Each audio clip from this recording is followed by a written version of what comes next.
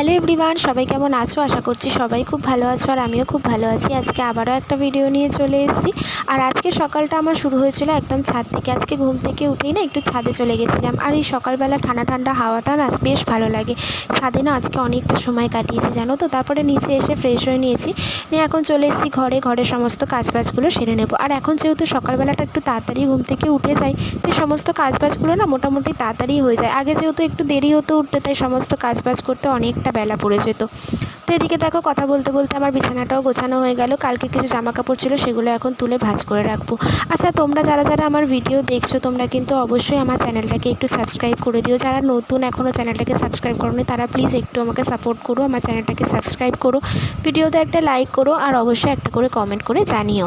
আর এদিকে দেখো চা খেয়ে নেওয়ার পরে এখন ঘরটার সমস্ত কিছু মুছে নিয়েছি, আর ও বেরিয়ে গেছে কাজে। তো তারপরে আমি কিছু জামা কাপড় ছিল, ওরও কিছু জামা কাপড় ছিল, একটা বিছানার চাদর ছিল, তো সেগুলো সমস্ত কিছু একেবারে কাচা ধোয়া করে নিয়েছি। কাচা ধোয়া করে স্নান করে চলে এসেছি এখন ঠাকুর ঘরে আমার প্রত্যেক দিনের পুজোটা সেরে নিতে। তো এদিকে আজকে সকালবেলা যখন ছাদে গেছিলাম, একটা গাছে না সাদা সাদা এরকম অপরাজিতা ফুল দেখতে পেয়েছিলাম। তো আমি বেশ কয়েকটা ফুল তুলে এনেছিলাম। এই ফুলগুলো না বেশ ভালো লাগে, আর এগুলো তো শিব ঠাকুরের অত্যন্ত প্রিয় একটা ফুল, তো সেই কারণেই ঠাকুরকে দিয়ে দিয়েছিলাম। তো এদিকে দেখো কথা বলতে বলতে আমার পুজোটাও দেওয়া কমপ্লিট হয়ে গেছে। আর তোমরা কে কোথা থেকে আমার ভিডিও দেখছো, তোমরা আমাকে একটু কমেন্ট করে জানিও তো। আর তারপরে মা চলে গেছে দিদির বাড়িতে, আর মা দিদির বাড়ি চলে যাওয়ার পরে আমি এদিকে দেখো ব্রেকফাস্টটা করে নিচ্ছিলাম। আর ব্রেকফাস্টে খেয়েছিলাম দুধ আর রুটি। তো তারপরে না বেশ অনেকটা সময় একটু শুয়ে বসেইছিলাম। তো তারপরে ভাবলাম এই যে ফ্রিজটা একটু পরিষ্কার করতে হবে। আসলে অনেক দিন ধরেই পরিষ্কার করব ভাবছিলাম, কিন্তু ওই যে সময় হয়ে উঠছিল না জানো তো, এটা ওটা করার জন্য আর কাজে করে উঠতে পারছিলাম না।